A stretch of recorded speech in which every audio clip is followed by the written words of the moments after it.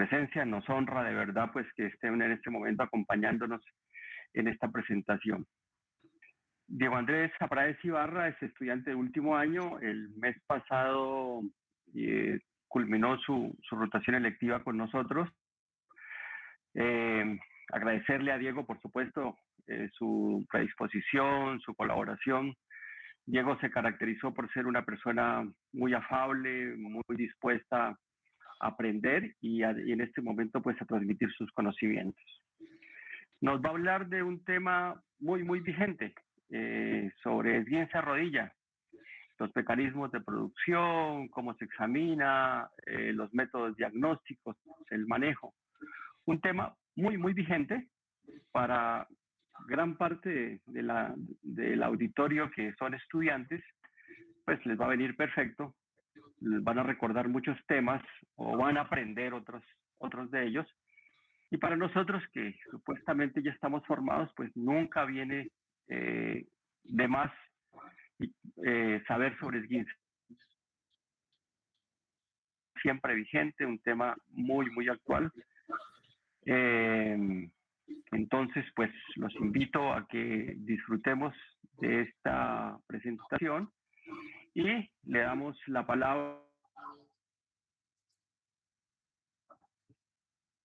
Listo, muchísimas gracias por la presentación, Doc.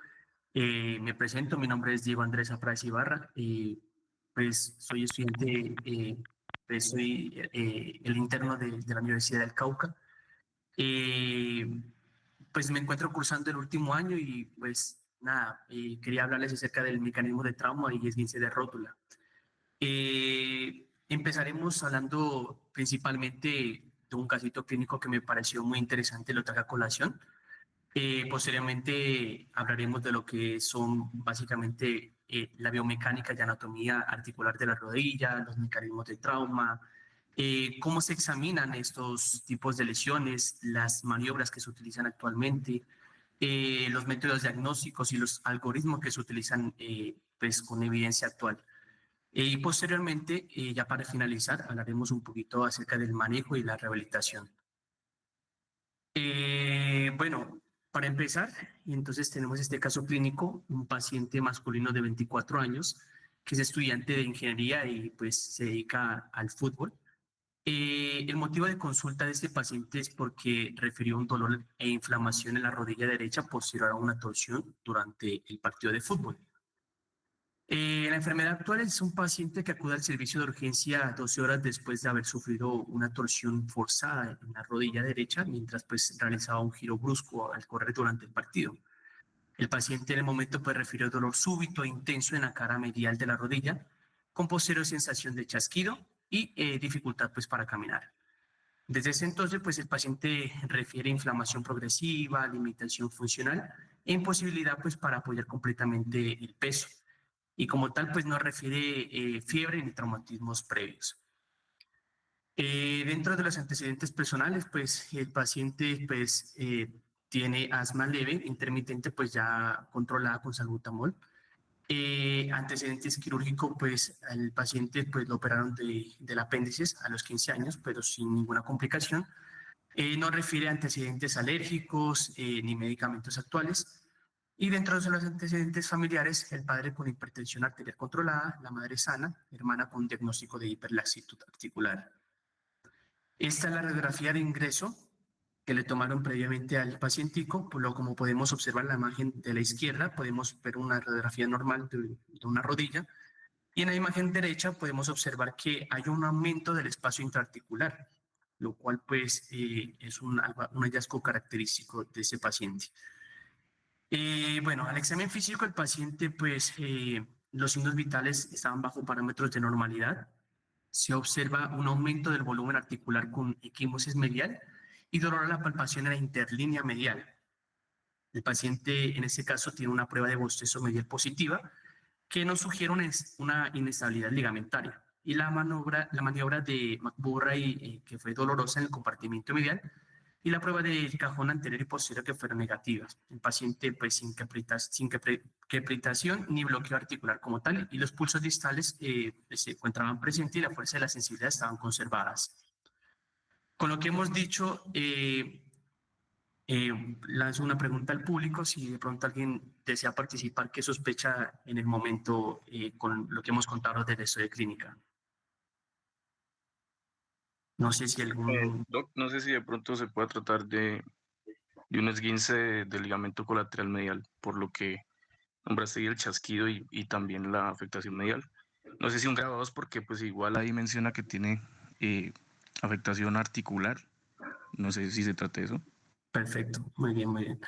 Sí, claro, como lo dijo el compañero, entonces pues estamos ante una sospecha de un esguince grado 2 del ligamento colateral medial, ya que tenemos una maniobra que fue positiva, que fue la maniobra de McMurray, que fue dolorosa, y también estamos sospechando de una lesión meniscal, ya que tuvo pues como dolor a la palpación a la interlínea medial. Esto lo abordaremos más adelante, pues para que nos orientemos con este contexto. Bueno, con respecto al plan de manejo del paciente, pues le tomaron la radiografía previa, una API lateral, pues donde no se evidenció ningún grado de fractura, una resonancia, como la vamos a ver más adelante en la imagen, que confirmó como tal el esguince, que fue un grado 2, ¿sí? Y una meniscopatía, pues medial parcial. Al paciente lo manejaron con ibuprofeno de 400 miligramos con cada 8 horas por 7 días con protección gástrica. Y pues lo valoró ortopedia, donde pues le sugirieron una rodilla articular con control de rangos de movimiento. Y la muleta durante 10 días sin una carga inicial. Le iniciaron el plan de rehabilitación por fisioterapia a los 10 días con más que todo ejercicios isométricos, de movilidad pasiva progresiva y fortalecimiento. Al paciente lo reevaluaron a las 3 y 6 semanas y el pronóstico actualmente es bueno. Aquí tenemos la resonancia, donde podemos observar que pues, muestra una distensión y ruptura del ligamento colateral medial y una lesión osteocondral por valgo forzado en el compartimento externo. Esta es la imagen del paciente. Y ya entrando entonces a hablar de lo que es acerca de la rodilla, tenemos que tener en cuenta pues que la rodilla básicamente es una estructura compleja, ¿sí? Que pues actúa tanto de forma estática como dinámica, y esta pues desempeña un papel esencial en el mantenimiento como tal del equilibrio y el movimiento. Esta articulación básicamente lo que va a hacer es conectar el muslo con la pierna, permitiendo los movimientos de flexión, extensión, así como un leve también grado de rotación que contribuye como tal ese el movimiento y la estabilidad del cuerpo. También tenemos que tener en cuenta que además la rodilla es fundamental pues para la locomoción y el soporte del peso corporal, siendo pues esta articulación como la más solicitada durante las actividades, más que todo al caminar, al correr o al estar de pie. Pues su estructura también está compuesta por diversas estructuras anatómicas, valga la redundancia, entre esos encontramos los huesos, los cartílagos, ligamentos, que en conjunto pues permiten como ese correcto como funcionamiento, ¿sí? A la rodilla. Bueno, este es un estudio, eso es un paper que lo he traído a colación, es un estudio retrospectivo de lesiones ortopédicas laborales en un hospital de tercer nivel, específicamente en el Hospital Sánchez Castaños. Es un estudio reciente del 2021, donde nos muestra que básicamente los esguinces de rodilla representan entre el 20 al 30% pues, de todas las lesiones ortopédicas, lo cual podemos observar que es bastante frecuente ese tipo de lesiones. Y nos muestra que la gran parte de ese tipo de lesiones son de origen laboral. También nos indica que pues, el esguince del ligamento colateral medial son uno de los más comprometidos con un porcentaje aproximado del 23,26% de las lesiones de la rodilla. También encontramos el esguince del ligamento cruzado anterior, que es uno también de los más afectados, y lo encontramos en una proporción del 19,92%. De acuerdo al grupo etario, tenemos que tener en cuenta que los más afectados en este caso son los adultos jóvenes con una edad promedio entre los 20 y 40 años y que la población pues más afectada en este caso son los hombres, ya que pues estos mediante pues los mecanismos que ellos ejercen, como el fútbol, entre otras actividades, tienden como a lesionar estos ligamentos, lo cual pues representa una causa significativa de incapacidad. Entrando a hablar ya lo que es sobre el esguince de rodilla, básicamente se define como una lesión de los ligamentos que, pues, que estabilizan como tal esa articulación a la rodilla, que ocurre cuando uno o más de estos ligamentos pues, se estiran más allá de los límites de la normalidad. que pueden llevar a ruptura completa o parcial de estos mismos debido a movimientos bruscos o una torsión o un traumatismo. Hay diferentes mecanismos de lesión, como lo vamos a ver más adelante, pero así en general podemos decir que los movimientos repentinos o torsión o giros bruscos son uno de los más frecuentes que pues, nos llevan a lesionar este tipo de ligamentos. También se encuentran los golpes directos de la rodilla, caídas por fuerza pues en articulación, entre otros tipos de mecanismos. Ya entrando a hablar de lo que es la anatomía y la biomecánica articular, tenemos que tener en cuenta que pues, la rodilla pues, es una articulación de tipo bisagra que se encuentra formada básicamente por la unión entre el fémur, la tibia y la rótula. Su biomecánica pues, básicamente está diseñada para proporcionar tanto esa movilidad y estabilidad que son funcionales y esenciales pues, como tal para la vida cotidiana. Está compuesta por diversos pues, articulaciones, pero principalmente encontramos la articulación femorotibial que se encuentra entre el cóndilo femoral y la meseta tibial. También se encuentra la femoropatelar que se encuentra entre la rótula y el fémur. Y la articulación pues, tíbulo-femoral proximal que pues, aunque menos implicadas que se encuentran en los movimientos, también pues, contribuye a esa estabilidad general. Ya entrando a hablar de lo que son con respecto a los planos sagitales de la rodilla, tenemos que tener en cuenta que pues esta rodilla nos va a permitir como tal alcanzar unos rangos de flexión aproximadamente entre los 135 y los 140 de inflexión y una extensión entre los 0 grados, con probabilidad pues de una leve hiperextensión en algunas personas. Y en condiciones de flexión, pues la rodilla también pues, nos permite esa rotación axial que internamente pues, puede llegar entre los 10 y los 30 grados y en posición externa pues, puede llegar entre los 20 y 40 grados.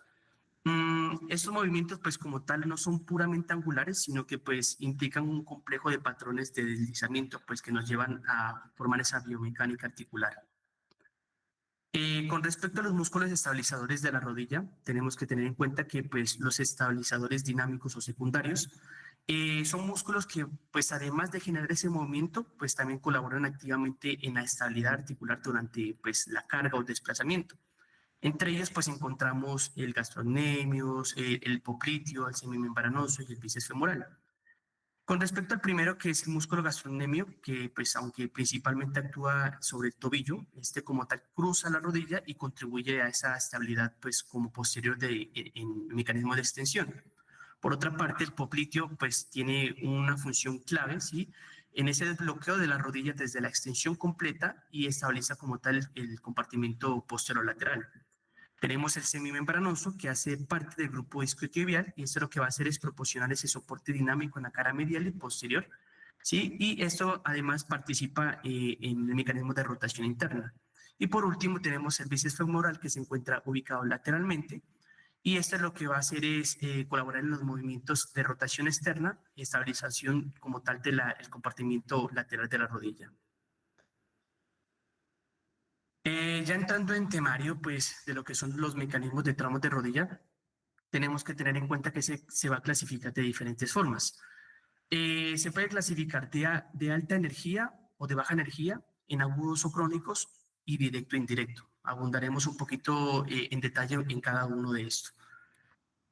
Con respecto al mecanismo de alta energía, este básicamente es un tramo ortopédico, pues, que se caracteriza porque son ocasionados por mecanismos que liberan pues gran cantidad de fuerza en el cuerpo en un corto periodo de tiempo. Este tipo pues de traumas suelen estar asociados más que todo a daños extensos de tejidos blandos, asociados también a fracturas con minuto o pues algún compromiso neovascular pues que pueden llegar también a riesgo vital si son en extensos en daños graves. Este mecanismo de trauma básicamente se caracteriza porque se suelen presentar mucho en accidentes automovilísticos, más que todo cuando llevan pues, más o menos entre los 40 kilómetros por hora, alturas entre los 3 y 5 metros y en alturas aceptan en 2 veces de la altura pues, de los pequeñitos. También pues, se asocian con accidentes automovilísticos por puente, por volcamiento, por peatones contra vehículos, contra moto a moto, entre otro tipo de lesiones. Por otra parte, tenemos los traumas ortopédicos de baja energía, que esto básicamente se produce como el resultado de una fuerza menor o moderadas, generalmente pues durante actividades cotidianas o movimientos funcionales. Esto pues como tal pues no genera un impacto violento externo evidente, aunque pues la energía que involucra es menor. Los traumas de alta energía pues en este caso pues en estas lesiones pueden ser clínicamente significativas en personas con más que todo con factores de riesgo como osteoporosis o en personas de edad avanzada o alteraciones de la biomecánica articular. Dentro de las características de esta lesión es que se presentan más que todo en personas que tienen descensos en escaleras, en caminar en plano, cuando llevan flexiones extensas, ¿sí? Que pueden llevar a esa pérdida de equilibrio de la biomecánica articular y lesionar como tal los ligamentos. Por otra parte, tenemos los mecanismos agudos versus los crónicos en traumas de la rodilla. Tenemos que tener en cuenta que los mecanismos agudos de la rodilla, pues básicamente se dan una aparición súbita tras un evento traumático específico. Por otra parte, los crónicos, pues son lesiones progresivas que se dan básicamente por microtraumatismos repetitivos o por una sobrecarga. El inicio de los síntomas de los agudos son bruscos, son inmediatos al momento del trauma. Por otra parte, los crónicos son progresivos con un aumento gradual, pues, del dolor y pues molestias en la misma lesión. La causa principal de los mecanismos de agudos son por traumas directos o movimientos forzados. En los crónicos, básicamente se dan por repetición en los movimientos o mala biomecánica o sobreentrenamiento como tal de esa articulación. La situación común que se pueden presentar este tipo de lesiones en las agudas suelen presentarse más que todo en deportes de contactos, caídas o accidentes. Por otra parte, los mecanismos crónicos se presentan más que todos en trabajos repetidos, ¿sí? O en deportistas también suele ser muy frecuente. Las lesiones pues, que suelen estar asociadas a este tipo de lesiones, para los agudos se suelen presentar con esguinces asociados, desgarros, fracturas, rotura de los ligamentos o de los meniscos. Por otra parte, en los crónicos pues, se asocian con tendinopatías, bursitis, síndrome patelar o artrosis. Ejemplo pues, de los mecanismos que se suelen presentar dentro de estas lesiones es que pues, dentro de los agudos son los traumatismos directos, la torsión forzada, la hiperextensión y la desaceleración o cambios de dirección. Y en los crónicos encontramos que pues, se suelen presentar con microtraumatismos debido a los microtraumatismos repetidos, desequilibrios musculares o sobrecargas mecánicas. Encontramos otro tipo de mecanismos de lesión que son los traumas directos, que básicamente se ocurre cuando una fuerza externa impacta de manera inmediata o localizada en esta región. Las características de este tipo de lesión es que se suelen presentar en impactos de rodilla con una superficie dura, ya sea con el suelo o con alguna estructura sólida. Se ha visto que el mecanismo más frecuente son por golpes directos con objetos, ¿sí? Se presenta, por ejemplo, en deportes de contacto, como en el fútbol, ¿sí? O accidentes automovilísticos. Generalmente, pues, estos se producen con la rodilla en posición flexionada o al caer de forma descontrolada. Por otra parte, encontramos los traumatismos indirectos, que básicamente se produce como consecuencia de una fuerza generada por el propio movimiento corporal, especialmente cuando se dan gestos bruscos o mal controlados. Las características es que se pueden presentar durante una fuerza de torsión que provoca esa traslación o hiperextensión de la rodilla, que pues llevan esos cambios de dirección como tal. También es frecuente en atletas que realizan un giro rápido con el pie fijo en el suelo. Entrando a hablar ya que son de las lesiones meniscales, que es otro tipo de frecuente de lesiones de rodilla, tenemos que tener en cuenta que estas son frecuentes tanto en pacientes deportistas como en sedentarios. Y recalcar que cada rodilla tiene dos tipos de meniscos, una en la región interna, conocido como menisco interno o medial, y otra en la región externa, denominada como menisco externo. Estas estructuras pues tienen en forma de C o media luna y pues básicamente se ubican interpuestos entre el fémur y la tibia. Y esto lo que va a hacer es ayudar como a mantener ese balance y la distribución de cargas y la estabilización de la rodilla. Y como lo habíamos mencionado previamente, pues los meniscos pues cumplen ese rol fundamental pues para correcta distribución del peso corporal, sí, a través como de la rodilla actuando como amortiguadores. Dentro de las características que pues, nos llevan a este tipo de lesión es que se suelen presentar en pacientes que refieren giros bruscos y en pivote forzado. O también otro mecanismo es la flexión con rotación externa o sentadillas en el menisco pues, que ya se encuentra lesionado previamente, que pues, nos lleva a un dato clínico que pues, puede llevar a crepitaciones. Para hacer un enfoque diagnóstico a este tipo de lesiones, estos pacientes suelen referir bloqueo articular, derrame en la misma, inflamación, rigidez y dolor en la línea, en la interlínea, pues como tal de la articulación, como lo habíamos visto en el caso clínico previo.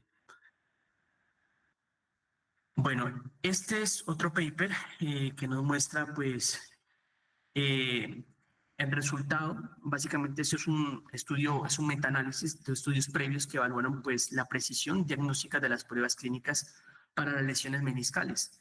Los métodos, pues básicamente se realizó una búsqueda sistemática en la base de datos de Medline, Cochrane, dos revisores pues que evaluaron como tal de forma independiente la calidad de la metodológica de los estudios seleccionados y calcularon como tal esa sensibilidad, la especificidad y los valores predictivos y la razón verosímil de cada prueba.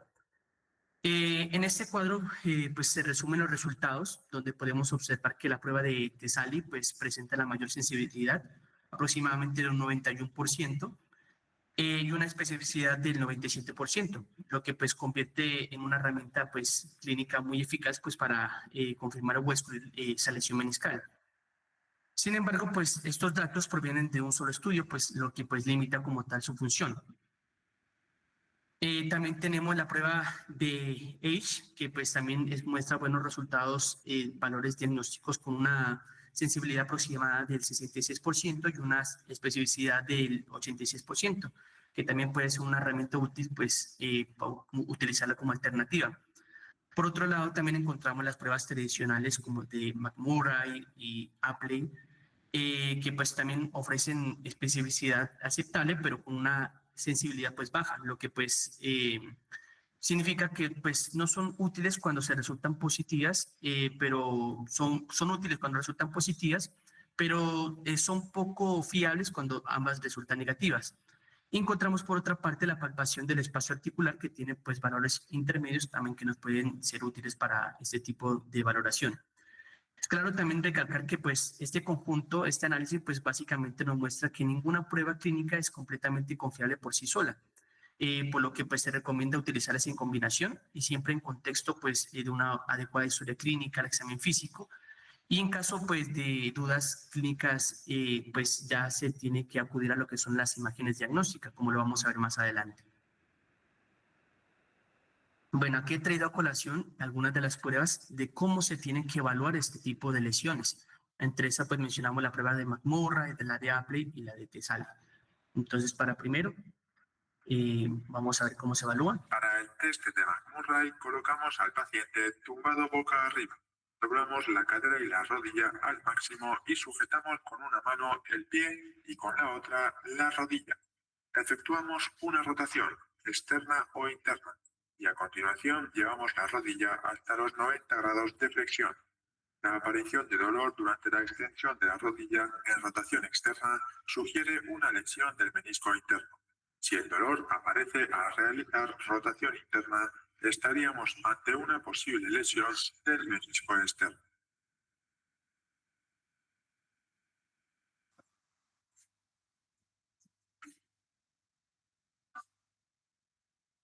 Sí. Por otra parte, tenemos la maniobra de Apley. Para el test de Apley, tumbamos al paciente boca abajo, doblamos su rodilla y fijamos su muslo a la camilla con una de nuestras piernas. Presionamos la pierna del paciente hacia la rodilla y rotamos a ambos lados. La aparición de dolor o resalte durante las rotaciones sugiere la existencia de un problema de menisco. Si aparece al realizar el movimiento de rotación interna, se trata de un problema del menisco externo. Y si aparece en el movimiento de rotación externa, será un problema del menisco interno.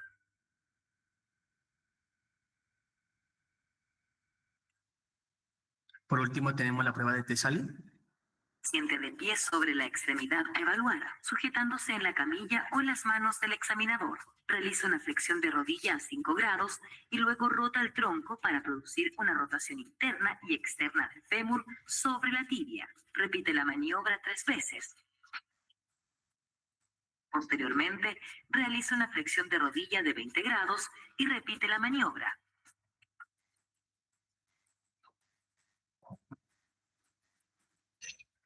Este test es positivo cuando el paciente refiere dolor en la interlínea o bloqueo articular.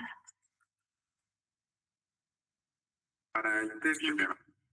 Bueno, ahora ya vamos a hablar acerca sobre las lesiones del ligamento colateral medial. Bueno, con respecto a este tipo de lesiones, básicamente el ligamento colateral medial, pues esa es una estructura clave pues que sirve en la estabilización medial de la rodilla. Y esta lo que va a hacer es conectar el fémur con la tibia en su cara intermedia. Se ha visto pues también que las características principales que llevan este tipo de lesión son por traumatismos en valgo, que es un golpe en la parte externa de la rodilla. También se pueden presentar por movimientos o torsión o giros bruscos en la misma. También se ven en lesiones deportivas con desaceleraciones bruscas y caídas con la rodilla en valgo. Es muy frecuente más que todo en personas que practican deporte como el fútbol, ¿sí? Y pues básicamente estos pacientes cuando se encuentran lesionados este tipo de ligamentos suelen referir dolor localizado en la cara interna de la rodilla, sensibilidad a la palpación sobre el trayecto del ligamento, inestabilidad medial, y en algunos pacientes también suelen referir edema y pues algún grado de hematoma. Aquí está la prueba que se utiliza, pues, la maniobra que se utiliza, pues, para evaluar ese tipo de lesión, que es la prueba de estrés en valgo, lo cual nos muestra una sensibilidad y especificidad bastante importante y, pues, se suelen utilizar actualmente dentro de los mecanismos clínicos. Toma paciente en decúbito supino. El examinador toma con una mano la porción distal de la tibia y con la otra sujeta la rodilla por su cara lateral. Entonces desplaza la tibia hacia lateral con la otra mano, realizando una maniobra de estrés en valgo. Si se quiere aislar el ligamento colateral medial del resto de las estructuras estabilizadoras mediales, como por ejemplo los ligamentos cruzados, se debe realizar esta maniobra con una flexión de rodilla de 30 grados.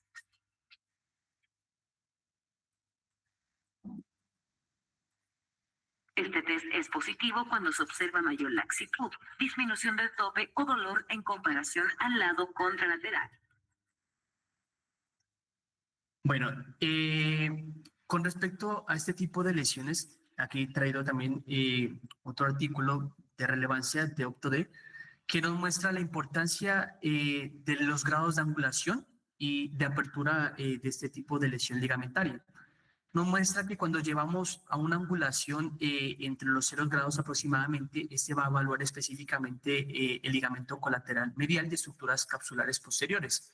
Pero si ya llevamos esta articulación, esta rodilla a una flexión aproximadamente entre los 30 grados, esta ya va a evaluar de manera como más específica ese ligamento colateral medial.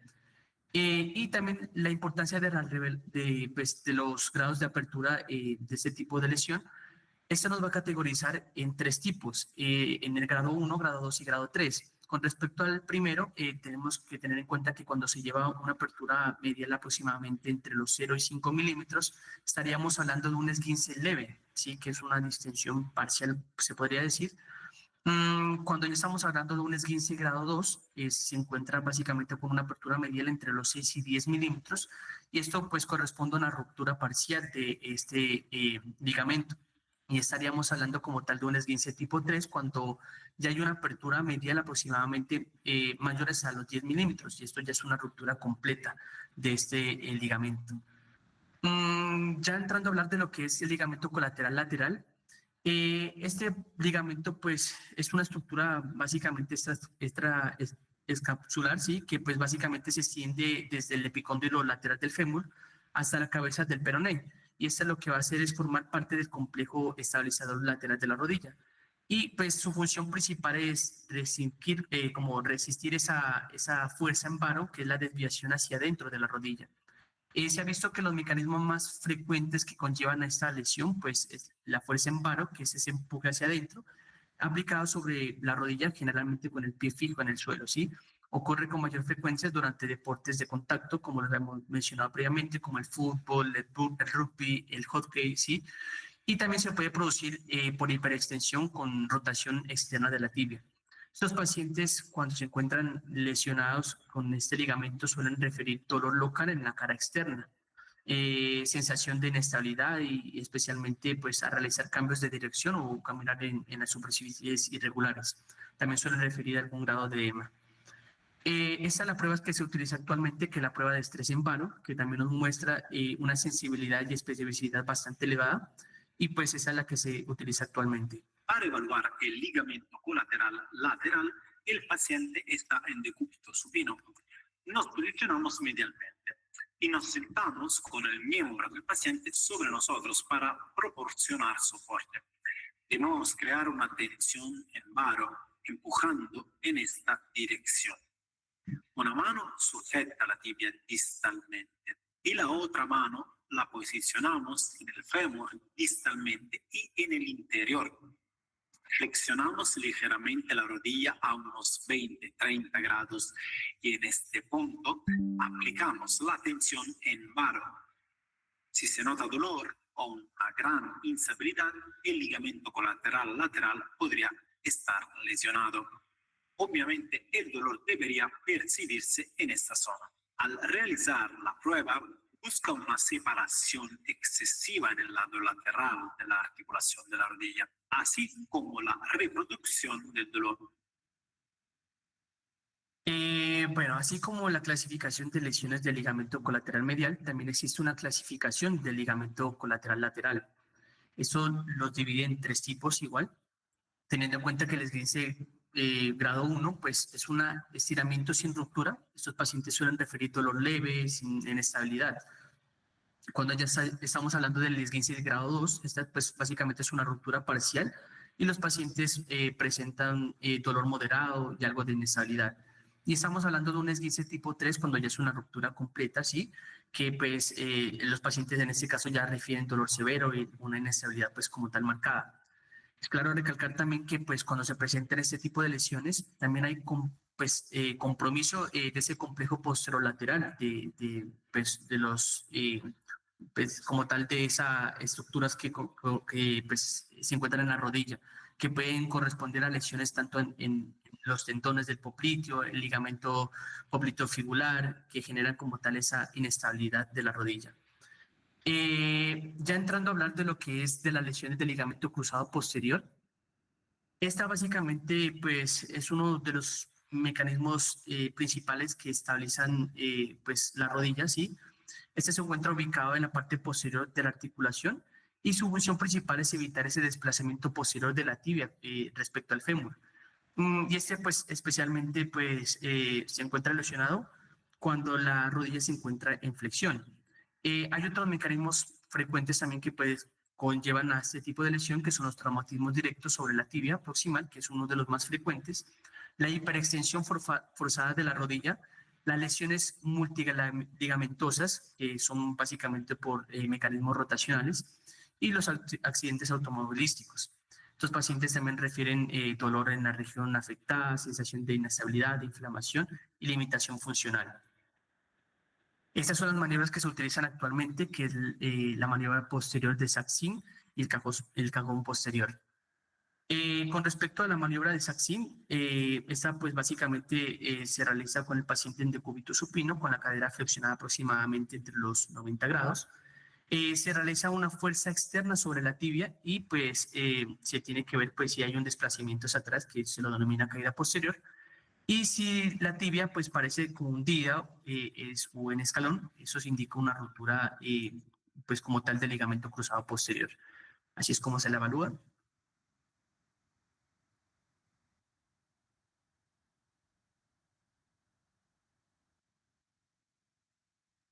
Posteriormente tenemos otra prueba que es muy utilizada, que es la prueba de cajón posterior. Y este es el videito que nos muestra cómo evaluar. En decúbito supino.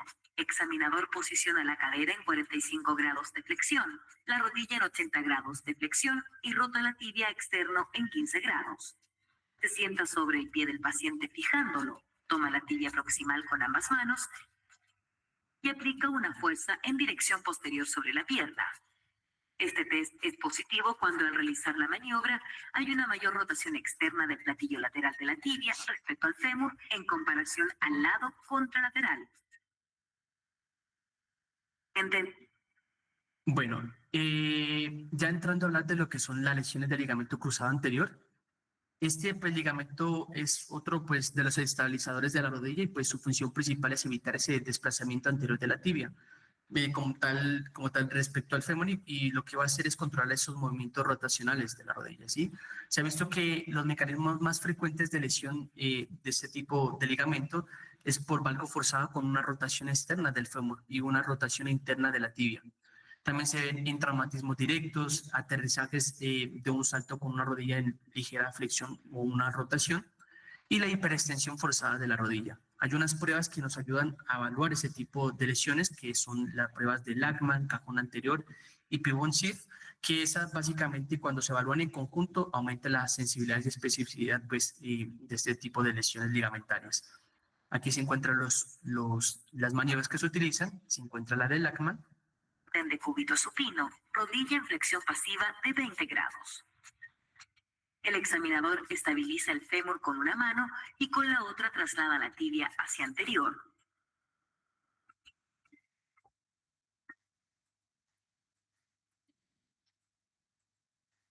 El test es positivo cuando hay una mayor traslación tibial respecto al lado contralateral. Tenemos la prueba de cajón anterior. Cúbito supino, cadera flectada en 45 grados y rodilla flectada en 90 grados. El examinador se sienta sobre el pie del paciente fijándolo. Toma la tibia proximal con los pulgares a cada lado del tendón rotuliano. Los índices palpan los tendones de los isquiotibiales para asegurar que estén relajados. Entonces, el examinador ejerce una tracción anterior de la tibia. El test es positivo cuando hay un aumento de la traslación anterior de la tibia respecto al lado contralateral o no presenta un tope firme. Y por último tenemos la prueba de pivot shift. Examinador sostiene la pierna desde el talón, elevando la cadera a 45 grados con extensión total de rodilla. La otra mano sostiene la porción lateral de la pierna a la altura de la articulación tibiofibular, situando el pulgar justo por debajo de la cabeza del peroné. Entonces, el examinador aplica una rotación interna forzada de la tibia, rotando a nivel de rodilla y tobillo. Manteniendo la rotación interna, aplica una fuerza en valgo sobre la rodilla mientras realiza una flexión leve. Este test es positivo cuando el examinador percibe un resalte al reducirse la subluxación de la tibia en relación al fémur. Den decúbito supino. Bueno, aquí se encuentra la clasificación por roturas, por grados de rotura del ligamento cruzado anterior. También nos categorizan tres tipos, la tipo 1, la tipo 2 y la 3. ¿Cómo es el enfoque principal de estos tipos de lesiones? Pues también se encuentra pues a ver si de este tipo de lesiones ameritan o no cirugía y el pronóstico como tal. Hablamos de un esguince de tipo 1 cuando el esguince pues, se debe a microdesgarros sin una inestabilidad significativa. En este caso, pues para este tipo de lesiones se habla de que el manejo es conservador, más fisioterapia y la indicación de cirugía para este caso es raro. El pronóstico de este paciente pues con ese manejo por lo general suele ser muy bueno. Hablamos cuando es un esguince tipo 2, cuando hay una ruptura parcial que se asocia a una inestabilidad moderada. El manejo principal para estos pacientes suele ser también conservador y pues el manejo quirúrgico para estos pacientes depende pues si también hay algún otro compromiso pues articular. El pronóstico de este pacientes suelen ser variables dependiendo del tipo de lesión. Y el esguince tipo 3 pues se habla que es una ruptura completa que genera una inestabilidad evidente del ligamento, ¿sí? Y pues en ese caso el manejo principal es quirúrgico, ¿sí? Y pues generalmente estos pacientes tienen un buen pronóstico con la cirugía y más la rehabilitación. Esta es una clasificación que también ha traído pues a compartir con ustedes, que es la clasificación de Sherman, que esta clasificación básicamente se utiliza pues para describir como tal esas lesiones de ligamento cruzado. Anterior sí, y pues esta pues no es ampliamente utilizada en adultos, sino que pues básicamente se restringe a casos pediátricos y adolescentes.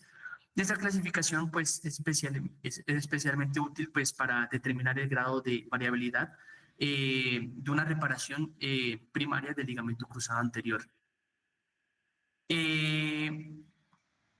Ya entrando a hablar de lo que son los métodos diagnósticos, es importante resaltar aquí pues un buen examen clínico, ¿sí? Una buena anamnesis, ver el tiempo de evolución pues del tipo de la lesión, ver el mecanismo de la lesión, ya si es directo, indirecto, debido a mecanismos agudos, crónicos, de alta energía, de baja energía, ver los síntomas que se encuentran asociados con estos tipos de lesiones, ¿sí? También la importancia de saber inspeccionar muy bien al paciente, determinar el tipo de marcha, ¿sí? La postura del paciente, ver los ejes de angulación, ¿sí? En flexión que se encuentra entre los 130 y 145 grados, en extensión entre los 0 grados aproximadamente. Si la rotura, la posición de la rótula se encuentra alta, baja, normal, también pues hacer un estudio comparativo de la rodilla, ¿sí? Pues con respecto a la rodilla sana, ¿sí? Ver si presenta a los pacientes algún grado de bursitis, derrame articular, entre otras características. Es importante también resaltar que cuando, como tal, existen dudas en el diagnóstico clínico, es importante entonces tener en cuenta que pues existen las ayudas diagnósticas imagenológicas. Pues que son también de importancia y relevancia clínica pues en el ámbito de la medicina. Como hemos visto, los esguinces pues como tal de rodillas se clasifican en 3 grados según el grado de severidad del ligamento. Y pues su evaluación pues básicamente imagenológica varía según la técnica utilizada. Tenemos que tener en cuenta que pues la radiografía como tal no es un estudio de elección, aunque pues también puede mostrar algunos signos indirectos como la laxitud en estudios con estrés y también pues se podrían observar inestabilidad articular o fracturas por ablución. Por otra parte, el estudio de elección es la resonancia magnética, ¿sí? Que nos ayuda pues a valorar de manera como más específica esas lesiones ligamentarias. Podemos observar que en el esguince grado 1, pues muestra ligamentos continuos con un edema periligamentoso, ¿sí? Que pueden ir de rangos desde leves a severos. En el grado 2 se evidencia como tal ese engrosamiento, los grados de hiperintensidad y distribución parcial de esas fibras. Ya hablamos de que en el esguince grado 3 ya hay como tal una ruptura completa asociada a edema. Por otra parte, tenemos que tener en cuenta que la ecografía pues, es otro estudio pues, que puede ser de utilidad. Sin embargo, pues, este se ha visto reflejado para casos especiales. Se ha visto que pues, se puede utilizar más que todo en seguimientos de lesiones, ¿sí? Cuando hay dolor persistente sin un diagnóstico claro o cuando exista una contraindicación para la toma como tal de esa resonancia magnética, como por ejemplo en los casos de que hay una contraindicación cuando se utiliza marcapasos o que el paciente tenga claustrofobia. Bueno, este es un algoritmo también que he traído a colación, que se extrajo pues de la guía de diagnóstico y tratamiento de lesiones ligamentarias, pues por tramo de rodilla, donde nos muestra algún grado de evidencia y recomendaciones en la práctica actual. En este algoritmo nos muestra que los pacientes que refieren sospecha de lesión ligamentaria, lo primero que se tiene que hacer es identificar los datos clínicos de lesión ligamentaria. En este caso, pues se tiene que evaluar todo lo que hemos venido diciendo anteriormente. Ver si tiene dolor o incapacidad en la rodilla, aumento del volumen, discapacidad funcional, ¿sí? En este caso, pues lo que se va a hacer es tener en cuenta si tiene algún tipo de lesión ligamentaria de rodilla. Si no la tiene, pues se tiene que hacer una vigilancia y seguimiento, ¿sí? Y determinar si mejora o no. Si mejora, se hace control y seguimiento en primer nivel. Si no mejora, pues se tiene que hacer la valoración por parte de ortopedia y traumatología. Ahora bien, si tiene una lesión ligamentaria, lo que primero que se tiene que hacer es realizar, pues como habíamos dicho, el estudios clínicos, el examen físico y todo eso, y ayudarse de las imágenes diagnósticas, ya sea por radiografía o una resonancia, pues si lo amerita. Y pues esto en compañía con la valoración de ortopedia y traumatología.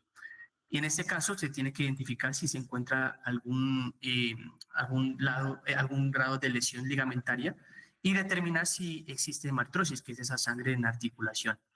Si tiene artrosis, se tiene que hacer el tratamiento específico para esa lesión y en ese caso, pues determinar si existe algún tipo de lesión ligamentaria. En caso de que ya sean compromisos severos, se tiene que enviar para el servicio de ortopedia, pues para su respectivo manejo. Por otra parte, si no existe hemartrosis, en ese caso, pues el manejo es conservador inicialmente, ¿sí? Y se tiene que determinar, pues, si el paciente tiene un grado de mejoría clínica. Si no la tiene, se tiene que revalorar el tipo de gravedad de ese tipo de lesión, ¿sí? Y determinar, pues, si requiere algún procedimiento quirúrgico. Pero si el paciente mejora, ya se tiene que hacer el programa, pues se le envía para el programa de rehabilitación. Ahora bien, ¿cuál es la modalidad terapéutica que ofrece mayores beneficios en las lesiones ligamentarias de acuerdo a la clasificación por grados? Aquí he traído a colación pues unas recomendaciones que nos muestran que para lesiones de las lesiones ligamentarias posterolateral, para las lesiones menores, más que todo grado 3, se recomiendan más la inmovilización de la extremidad hasta lograr como tal una cicatrización del 80%, sin necesidad como tal de una rehabilitación. Por otra parte, en las lesiones grado 1 o grado 2 se aconseja inmovilizarlas en extensión durante aproximadamente 3 semanas. En las lesiones del ligamento cruzado posterior, tenemos que tener en cuenta que pues, este tipo de lesiones, cuando son completas, el tratamiento pues, no quirúrgico ha demostrado pues, como tal una estabilidad articular que pues, con actividades físicas, ¿sí? Durante un periodo aproximadamente entre las 12 y los 66 meses. Pero cuando ya son lesiones graves o complejas, así como aquellas con inestabilidad o artrosis patelofemoral, que a pesar pues, de la rehabilitación, estos tipos de lesiones pues, requieren como tal un procedimiento quirúrgico. Por otra parte, las lesiones ligamentarias del ligamento cruzado anterior, debido pues a su deficiencia de generación celular tras la lesión, el manejo en este caso pues se dice que son de manejo quirúrgico. Este es un cuadro comparativo donde muestra el abordaje quirúrgico según el tipo de lesión. En este caso, del lado izquierdo encontramos la lesión del ligamento cruzado anterior y del lado derecho encontramos la lesión del cruzado posterior. Existen algún grado de, existen las indicaciones pertinentes pues, para llevar a cabo estos procedimientos. Como le habíamos dicho, que las lesiones del ligamento cruzado anterior, la gran mayoría son de procedimientos quirúrgicos. Se presenta cuando los pacientes tienen inestabilidad funcional, que sean pacientes jóvenes o deportistas, que tienen pues algún grado de asociación con lesiones combinadas o cuando existe algún grado de fracaso en el manejo conservador. Por otra parte, las lesiones del ligamento cruzado posterior son cuando el manejo quirúrgico cuando ya son algún grado de gravedad muy elevado, ¿sí? Cuando más que todo son lesiones de o esguinces grados avanzados como un esguince grado 3, cuando existen inestabilidad posterior persistente, cuando se encuentran con lesiones multilagamentarias o cuando exista fracaso en el tratamiento conservador. El momento ideal de la cirugía para las lesiones ligamentarias del cruzado anterior se indican básicamente entre las 2 y la 6ª semana posterior a la lesión, tras la reducción, como tal, resolución del edema y la recuperación de la movilidad articular. Con el ligamento cruzado posterior, pues eso es más que todo, el momento ideal es llevarlo cuando existan lesiones aisladas o lesiones combinadas. Y el abordaje quirúrgico para ambos es por medio de artroscopía, ¿sí? Y los materiales que se suelen utilizar en este caso, pues depende del especialista, ya sea que utilicen tornillos interfaciales, botones de suspensión cortical o las suturas de alta resistencia, que son las supersuturas. La técnica utilizada varía dependiendo del tipo de abordaje que se vaya a utilizar. Pero para el cruzado anterior, pues se utiliza una reconstrucción anatómica donde se utilizan los autoinjertos del semitendinoso, del grácil o del cuádriceps. Y lo que se va a hacer como tal es ese posicionamiento anatómico del injerto con una visión directa y el control por fluoroscopio, pues si es necesario. Por otra parte, del ligamento cruzado posterior, se utiliza pues una reconstrucción como tal anatómica en uno de los fascículos, según el caso, También pues, se utilizan varias técnicas dependiendo del abordaje que utilice el médico o el especialista. Entre esas se utiliza la técnica transtibial, la tibial posterior, ¿sí? Y el uso frecuente pues, del autoinjerto también pues, se utiliza para este tipo de procedimientos. Entrando a hablar de lo que es el grado de complejidad, se ha visto que las lesiones del ligamento cruzado anterior son de alta complejidad, de moderada a alta complejidad, y pues el ligamento cruzado posterior ya tienen un abordaje pues que son de alta complejidad, ya que pues requieren la experticia avanzada como tal de ese especialista. Pues aquí también he traído a colación los medicamentos que se encuentran mencionados en la guía y que se encuentran indicados en las lesiones ligamentarias. Se ha visto que el metamizol sódico, pues esta es una opción en casos de dolores moderados e intensos, y especialmente pues si el paciente no tolera los AINES o tiene alguna contraindicación con los opioides. El ketocorolaco, pues este es muy útil en las fases más que todos agudas por su potente efecto analgésico y antiinflamatorio, y este básicamente es ideal para controlar temprano el dolor. También encontramos la buprenorfina, que está indicado más que todo para dolores severos o cuando no hay respuesta como tal a otros analgésicos y se ve pues, reservada para casos más complejos. Y el diclofenaco, pues, que es el excelente en la fase inflamatoria inicial del esguince, y este básicamente pues, va a controlar tanto el dolor y la inflamación de estos pacientes. Aquí se encuentra la respectiva presentación, la dosis, los efectos adversos y las contraindicaciones que nos lleva pues, al uso de estos medicamentos, por lo cual pues, se tiene que utilizar con precaución. Ya para finalizar, entonces tenemos el plan de rehabilitación, que básicamente pues, para los pacientes posoperado, pues la sustitución de las sustituciones ligamentarias. Este tipo, básicamente, de rehabilitación se tiene que iniciar aproximadamente entre las 4 semanas posterior al procedimiento y se puede proporcionar hasta los 6 meses. Este programa básicamente se enfoca en lo que tiene que ver con la reducción del dolor, la recuperación del rango articular, el fortalecimiento muscular y la reducción funcional.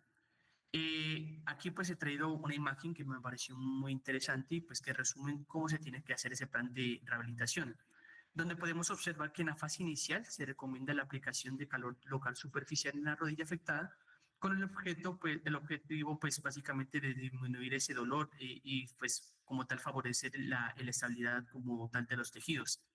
En este caso pues lo que se va a utilizar son compresas húmedas calientes envueltas como tal en una toalla, y esto lo que va a hacer es evitar ese contacto directo con la piel. Esta aplicación pues se tiene que mantener durante aproximadamente unos 20-30 minutos para esperar una buena evolución. Posteriormente se inicia con los ejercicios de movilidad activa para la recuperación de los arcos de movimiento, y esto se debe realizar de acuerdo a la tolerancia del paciente. En esta pues se incluye la extensión activa, la flexión pasiva de la rodilla con una frecuencia aproximadamente entre las 20 repeticiones y 3 veces al día. Una vez ya alcanzado como tal ese rango adecuado de movilidad, pues se tiene que incorporar como tal los ejercicios de fortalecimiento muscular. Para los músculos extensores de la rodilla, pues se recomienda el uso de una carga aproximadamente entre los 3 y 5 kilogramos, según la tolerancia, ¿sí? Y realizando 30 repeticiones en 3 sesiones al día. Y de manera similar también se utiliza para los flexores de la rodilla, donde pues se puede utilizar la misma carga o aplicar como tal una resistencia manual, pues manteniendo como tal esa misma frecuencia de las repeticiones. Y finalmente, para pacientes que presentan alteraciones funcionales, se debe realizar como tal un proceso de reducción de la marcha, tanto en terrenos regulares como irregulares, con el objetivo, pues, como tal, de restablecer como tal esa marcha en el paciente. Como conclusión, podemos definir que conocer la biomecánica y anatomía para hacer un interrogar dirigidamente las lesiones, examinar de manera también continua, bilateralmente, aumenta como tal esa sensibilidad de las pruebas, y enfocar todos los traumas de la rodilla pues, en los diferentes mecanismos de lesiones para un mejor enfoque terapéutico. Esta es la bibliografía y eso sería todo. Muchísimas gracias. Quedo pues ahorita dispuesto ante sugerencias o alguna intervención. Muchas gracias, Diego. Yo creo que cómo examinar la rodilla para dummies. Se me había olvidado que habían tantas maniobras y tantas formas de hacer una adecuada examinación de la rodilla y llegar a un diagnóstico casi que de certeza. Me llamó mucho la atención algo que dijiste y no sé si contamos con la presencia de Jorge, de Carlos, excelentes cirujanos, artroscopistas. Jorge tenía algún problema con la conexión. No sé si nos pueden en la rodilla que casi lo de como un examen paraclínico es de ecografía.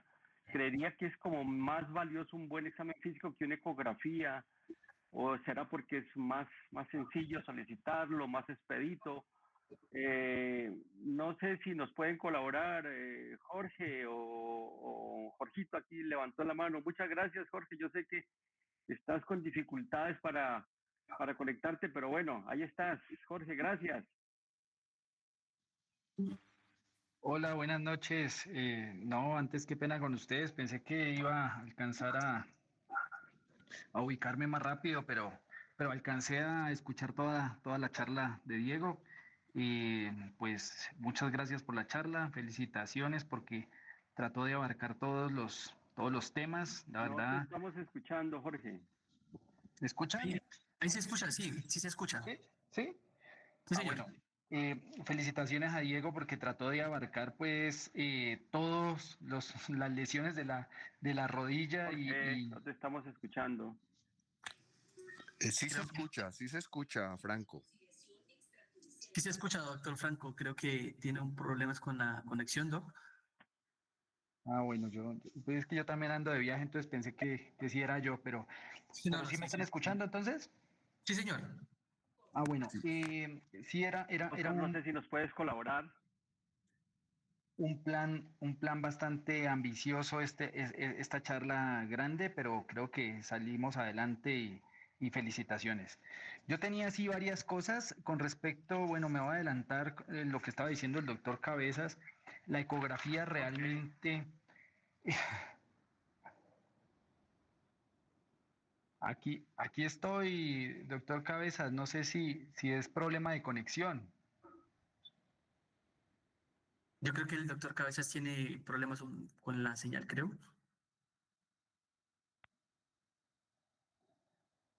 Bueno, y entonces la ecografía sí, lo que decía el doctor Cabezas es cierto, da muy pocas herramientas. Básicamente lo mismo que yo hago con el examen físico lo veo con la ecografía, salvo algunas cosas muy puntuales que yo quisiera evaluar, pero la ecografía no nos aporta mayor cosa.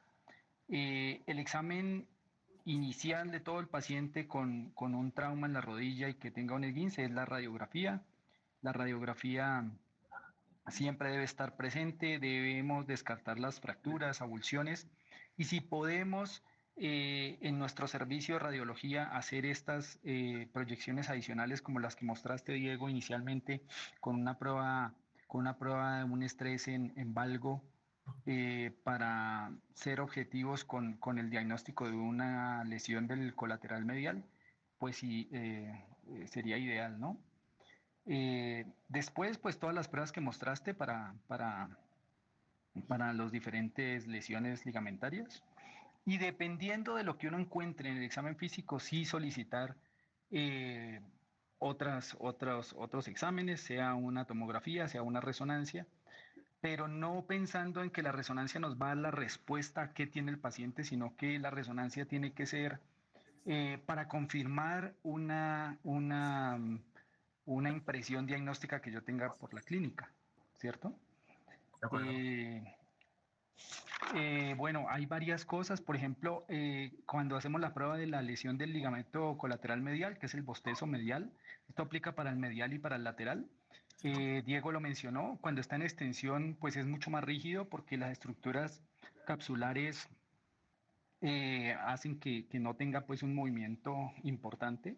Sin embargo, cuando hacemos una flexión de 30 grados y aplicamos la prueba, pues vamos a tener una apertura, ¿cierto? Siempre la vamos a tener con el paciente sano y con el paciente lesionado. Ahí lo importante es saber hasta dónde realmente es patológico o no. Y para eso está pues la rodilla contralateral, que también lo dijiste. Siempre hay que examinar las dos rodillas para no tener esos inconvenientes y esos sesgos de pronto, porque si no todos los pacientes van a terminar con un esguince del colateral cuando no es así. Para el ligamento cruzado posterior, que hablaste del signo del Sanzig o el step off, es muy importante que uno coloque la rodilla del paciente 90 grados y reduzca la rodilla, que uno sepa que la rodilla no está que la tibia no tiene una traslación anterior ni posterior, porque eso nos puede confundir con un cajón anterior también. Eso tenerlo en cuenta. La prueba del ligamento cruzado anterior, la más sensible, la más específica es el Lachman.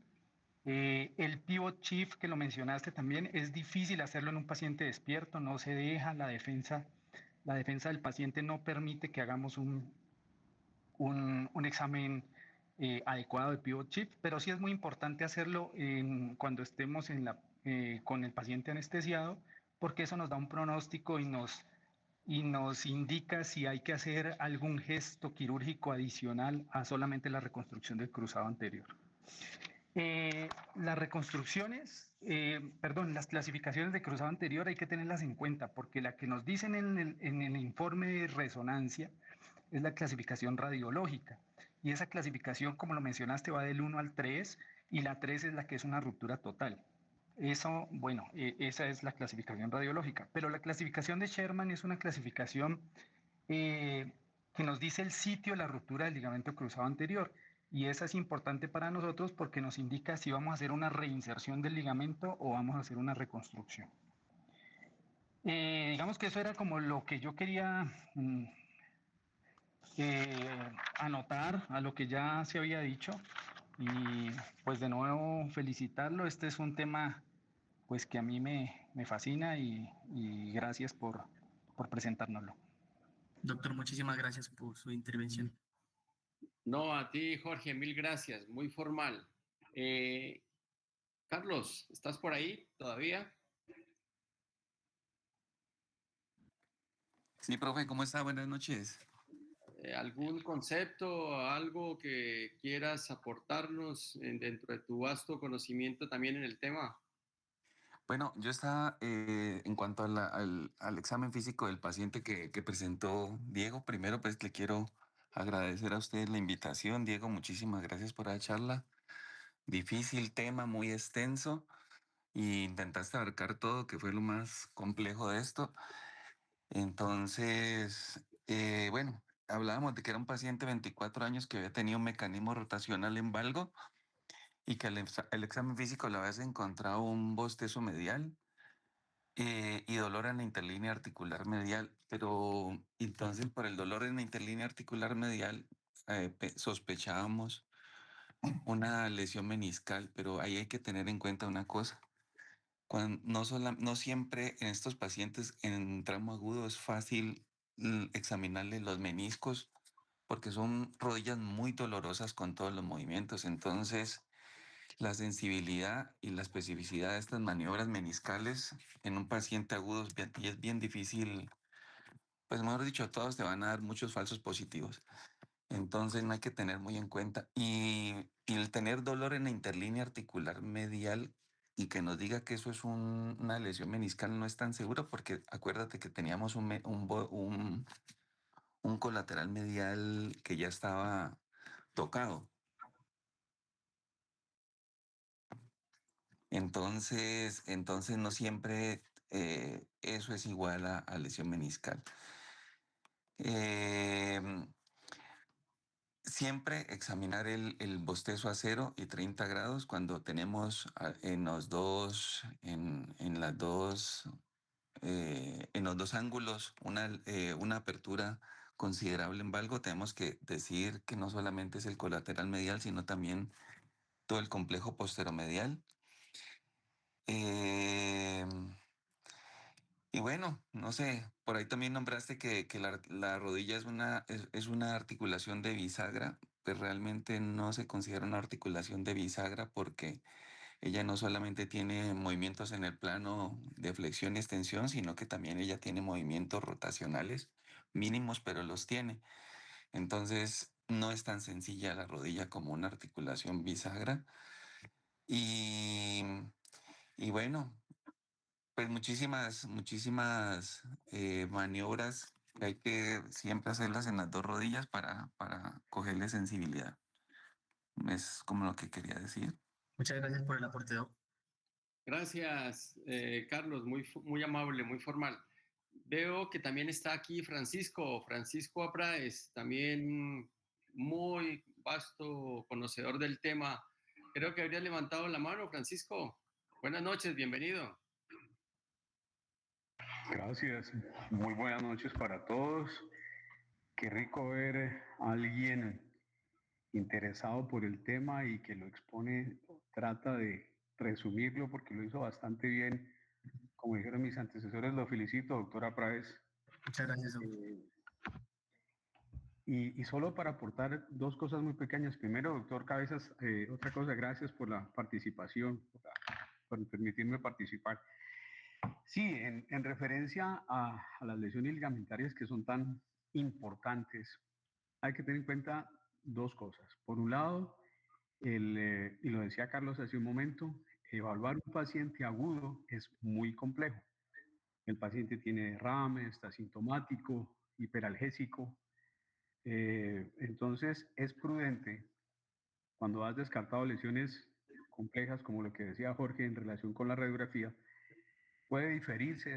La ventaja es que tú la puedes diferir, enfrías la patología, inmovilizándola y haciendo un manejo conservador y reevaluándolo en 10 a 15 días cuando ya la situación aguda ha pasado y aún es buen tiempo para operar lesiones de los colaterales, por ejemplo. Entonces, ese es un tip, que usted evalúa al paciente en urgencias, lo inmoviliza, lo medica, le restringe el apoyo, pero empieza a rehabilitarlo. ¿Y cómo lo rehabilita? Con ejercicios isométricos para no perder tono del cuádriceps. Es algo que muchas veces no se tiene en cuenta, pero usted puede enseñarle eso al paciente para que cuando inicie la rehabilitación sea más fácil la adaptación funcional. Por otro lado, me parece muy importante y es para nosotros los ortopedistas algo realmente de primera línea, es conocer bien la biomecánica y el mecanismo de trauma. Entonces, cuando usted hace una buena anamnesis, casi, y lo decían mis profesores en la Universidad del Valle y en el Valle de Lili, el 70% del diagnóstico está con la anamnesis del paciente a la camilla, confirma el 20% que le hace falta ese diagnóstico, su diagnóstico clínico. En algunas ocasiones, pues, ver algunos detalles, pero ese es como el esquema grande. Entonces, ten en cuenta siempre hacer un muy buen examen clínico.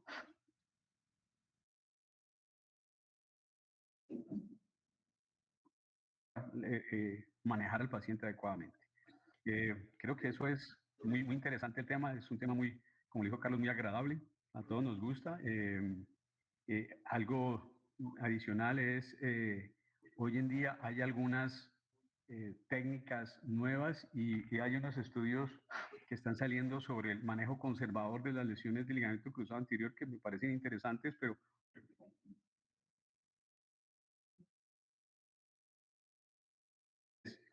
entonces, nada, muchas gracias por esa charla tan interesante. Muchísimas gracias por la participación, Doc. Francisco, mil gracias, muy amable por tus valiosos aportes. No sé si alguien más quiere hacer algún aporte de ese magnífico auditorio. La doctora Holguín dice que excelente presentación. Muchas gracias. ¿Alguien más? El doctor Revelo dice que excelente presentación. Gracias, Alexander. También fue uno de nuestros internos rotantes que hizo una brillante exposición. Muchas gracias, doctor. Bueno, parece que no hay más comentarios. Yo creo que los comentarios fueron muy oportunos, de gente muy experimentada, de gente que tiene muchísima experiencia. Vuelvo y repito, se me había olvidado que la rodilla se podía examinar de tantas maneras Y bueno, llegamos a una conclusión que creo que nos va a servir a todos. La clínica está por encima de cualquier examen, de cualquier radiografía, en este caso de la resonancia. Todos concluyeron que es eso, la clínica, y como este auditorio es muchos estudiantes, entonces, queridos estudiantes, no se olviden de la clínica es soberana, está por encima de cualquier tipo de estudio paraclínico. Creo que es una gran resumen. Diego, mil gracias. La verdad que hiciste un resumen muy bueno. Mil gracias por tu aporte, por tu disposición y pues por estar siempre presto a colaborar. No, Doc, a usted muchísimas gracias por la invitación y al público pues que estuvo presente en esta charla. Gracias también a los doctores pues que hicieron partícipes pues en esta charla y pues nada, espero volverlos a ver pronto en otra ocasión, Doc. Muchísimas gracias. Por supuesto que sí, este hospital siempre va a ser la casa de todos, en especial para ti y de todos aquellos que quieran venir a enseñarnos, aportar y aprender un poquito. Muchísimas gracias, doctor.